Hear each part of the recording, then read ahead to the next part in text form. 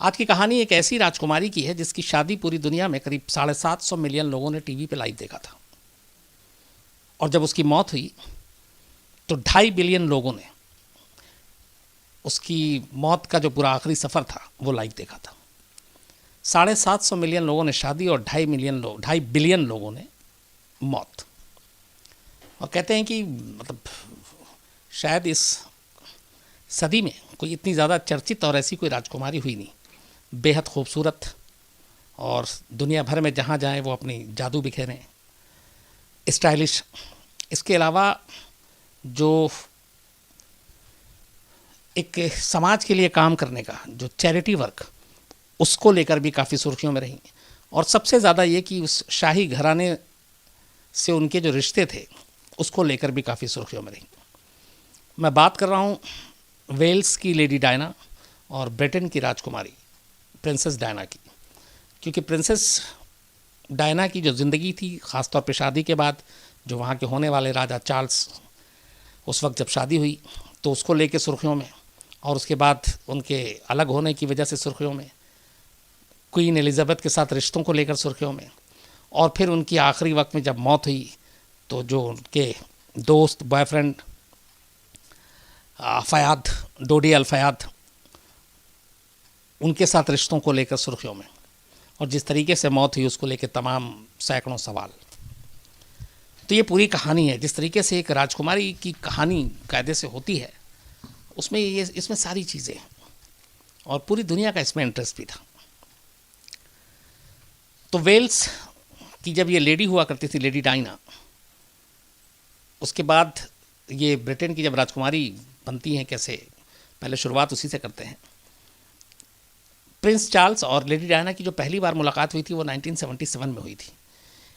Lady Diana की जो बहन थी बड़ी, लेडी सारा, उन्होंने एक कोई पार्टी रखी थी जिसमें प्रिंस चार्ल्स भी थे, और वहाँ इन दोनों के बीच मुलाकात हुई। और कहते हैं इस पहली मुलाकात में ही प्रिंस चार्ल्स जो है उनका दिल आ गया था लेडी डायना पर। इसके बाद ये लोग एक हफ्ते तक प्रिंस चार्ल्स की मेहमान रहीं, और फिर इनकी लव स्टोरी उस वक्त सुर्खियों में आ गई ब्रिटेन में, इंग्लैंड में, लेडी डायना और प्रिंस के रिश्तों को लेकर। जिसके बाद आखिरकार 29 जुलाई 1981, यानी पहली मुलाकात के 4 साल के बाद 29 जुलाई 1981 को चार्ल्स और डायना की शादी हो जाती है। तब जो है, ये जब डायना की शादी हुई थी तब इनकी उम्र 20 साल थी, और 13 साल बड़े थे इनसे प्रिंस चार्ल्स।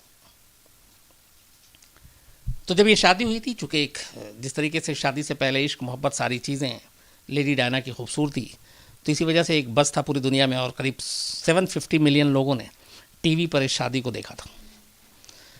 शादी के बाद सब कुछ ठीक ठाक चल रहा था, लेकिन शाही परंपरा के उलट लेडी डायना जो है वो ज़्यादातर, प्रिंसेस जो डायना थी, वो चैरिटी वर्क, ख़ास तौर पर एड्स विक्टिम के लिए और बाकी अफ्रीकन कंट्री और यहाँ वहाँ जाकर काफ़ी चैरिटी वर्क करना शुरू किया, जिसको लेके पहली बार रिश्ते जो बिगड़े वो क्वीन एलिजाबेथ के साथ यहीं से ख़राब होने शुरू हुए।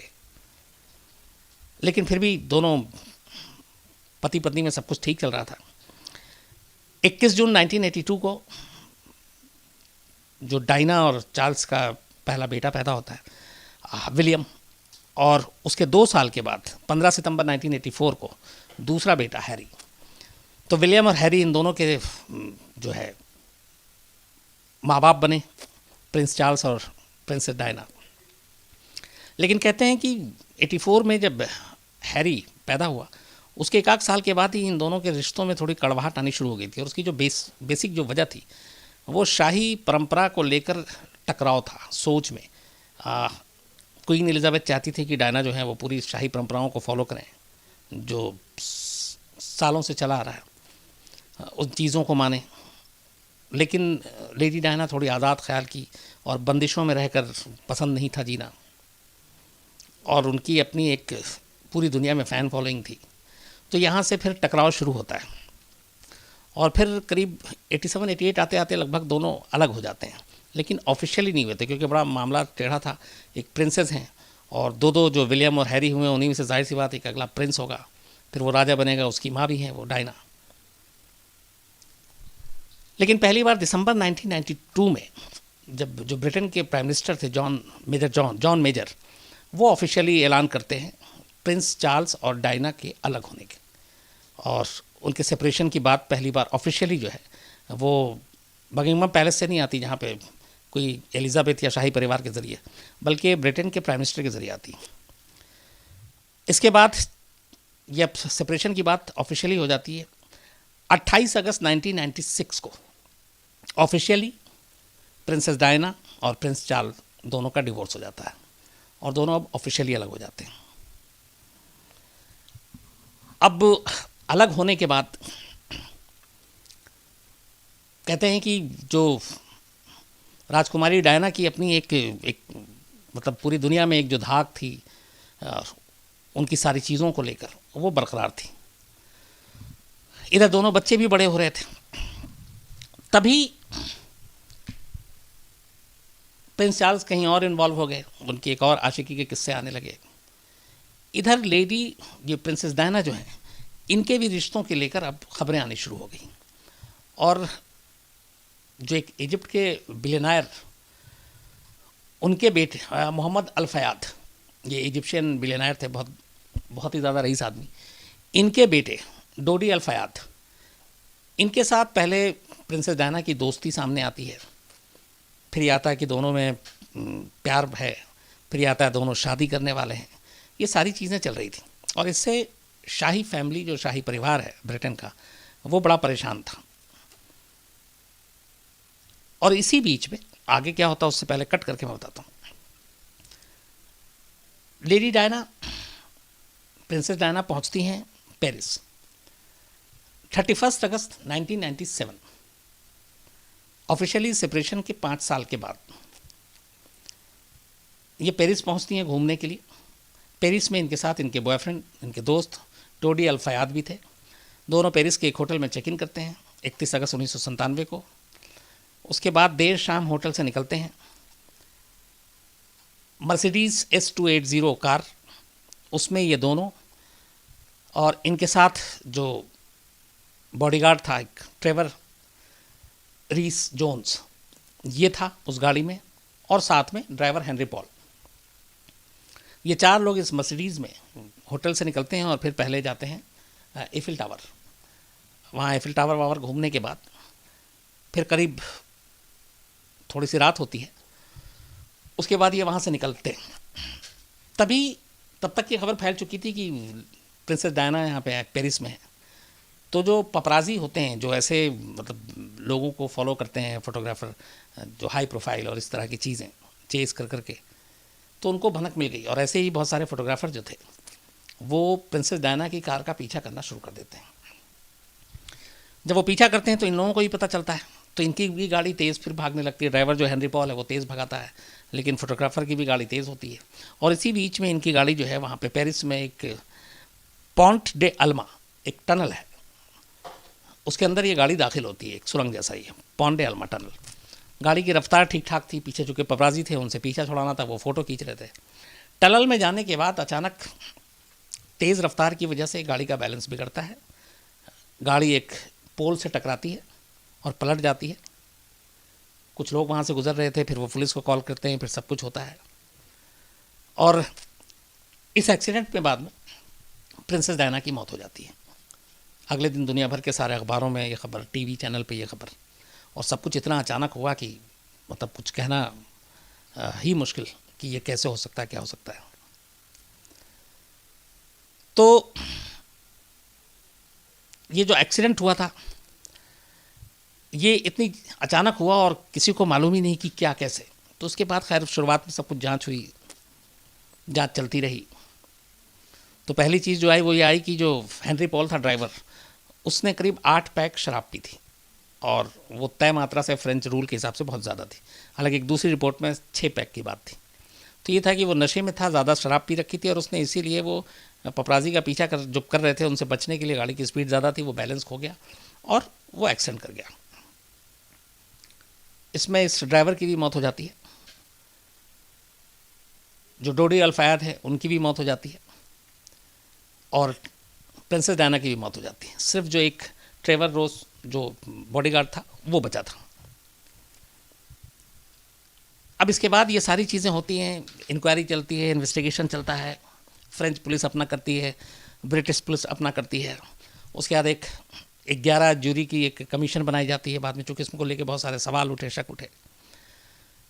10 साल बीत जाते हैं। शुरुआती जो रिपोर्ट आई थी उसमें ये था कि ड्राइवर की लापरवाही से गाड़ी चलाने की वजह से और शराब पीने की वजह से एक्सीडेंट हुआ, जिसमें प्रिंसेस डायना की मौत हुई।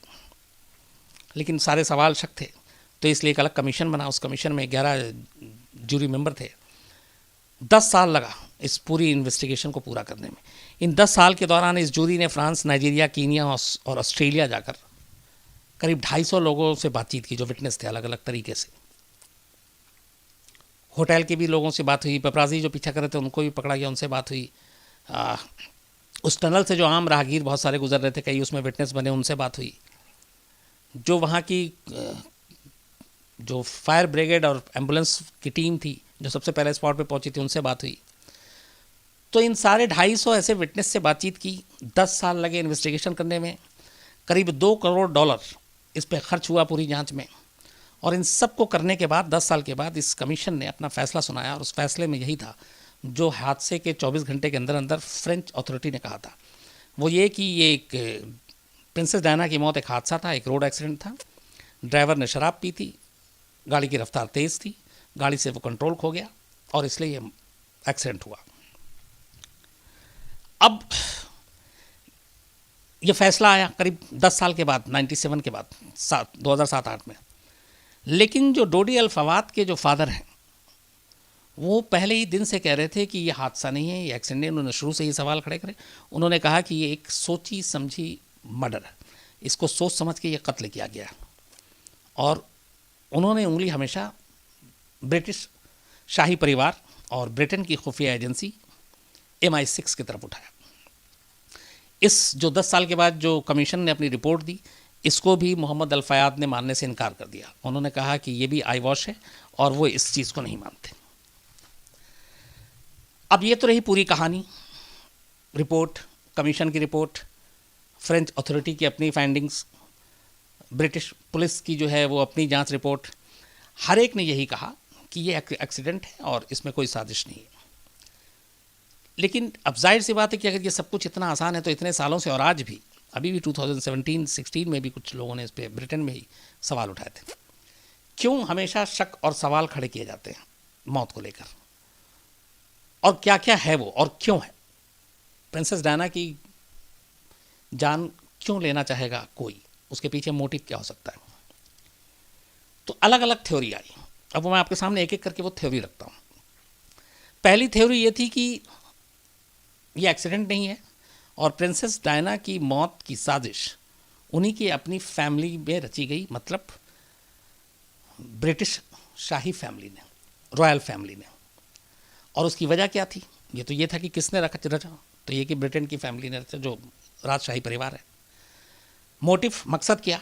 तो मकसद ये था कि डोडी अल फयाद के साथ प्रिंसेस डायना के रिश्ते अब अखबारों के हेडलाइंस बन चुके थे। उसके बाद फिर ये खबर आने लगी कि ये जो पेरिस गए थे 31 अगस्त 1997 में, उस वक्त प्रिंसेस डायना प्रेग्नेंट थी और वो फयाद, डोडी अल फयाद के बच्चे की माँ बनने वाली थी, और दोनों शादी करने जा रहे थे और उसी खुशी को सेलिब्रेट करने के लिए दोनों पेरिस में मिले थे। तो ये कहीं से बात खबर लीक हुई, ये मैं आपको थ्योरी एक करके बता रहा हूँ। तो अब यहाँ पे ये था कि ये ब्रिटेन की शाही फैमिली को ये चीज़ पसंद नहीं आई थी कि डायना, जो कि आने वाले वक्त के प्रिंस की माँ है, जो विलियम और हैरी हैं, जाहिर सी बात है वो प्रिंस हैं, कल को राजा भी बनेंगे, तो उनकी माँ अगर किसी मुस्लिम से इस तरह शादी करती है तो जो पूरी शाही फैमिली का एक जो वो इमेज है वो उसको बड़ा धक्का लगेगा। तो ऐसा होना नहीं चाहिए, और इसीलिए शाही फैमिली की गरिमा को बनाए रखने के लिए डायना को रोकना ज़रूरी है, और इसीलिए कत्ल की जो परमिशन दी वो शाही परिवार ने दी। एक थ्योरी जिसको डोडी अल फयाद के जो फादर हैं मोहम्मद अल फयाद, वो लगातार इस चीज़ को उठाते रहे। अब दूसरा ये कि ठीक है, ऑर्डर दिया, हुआ कैसे? तो कहा गया कि इसमें जो ब्रिटेन की खुफिया एजेंसी है MI6, ये काम उसको सौंपा गया और उसी ने पूरे डायना की हर चीज़ के मूवमेंट पर नज़र रखी।